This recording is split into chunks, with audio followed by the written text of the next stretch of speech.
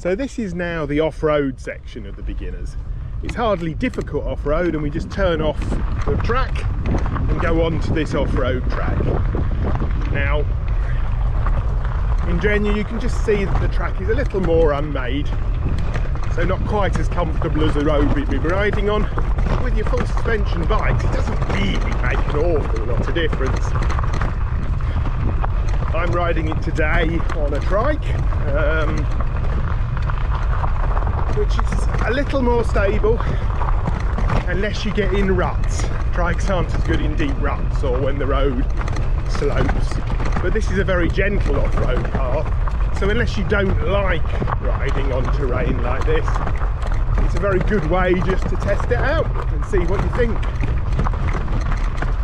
As you can see, it's just a little more bumpy, but the suspension on the bikes and trikes does eat this up rather well. There's not really any issue in riding this sort of section of the path. So hopefully that gives you a flavour. You can see here the path is sort of split into two sides, and with any off-roading it's really about picking the path to make sure you ride the route that's most comfortable or easy for yourself.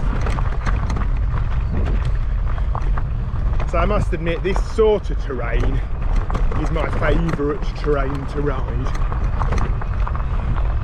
It's kind of just a little bit more fun than riding on the road, but it's all about personal taste, which is why we've added this sort of off-road section to the beginners one. If you don't like the idea of this, you just do the standard beginners one. And if you're not sure if you're going to like off-road, then this is a great one to try. And to be fair, you can turn round and come back if you didn't like it. So there's a more interesting section to ride.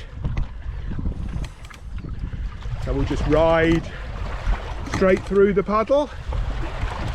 Won't go too fast so I splash everybody, but it's fairly comfortable riding, as you can see, particularly on the trike, to be honest, because you don't need to worry about putting your feet down.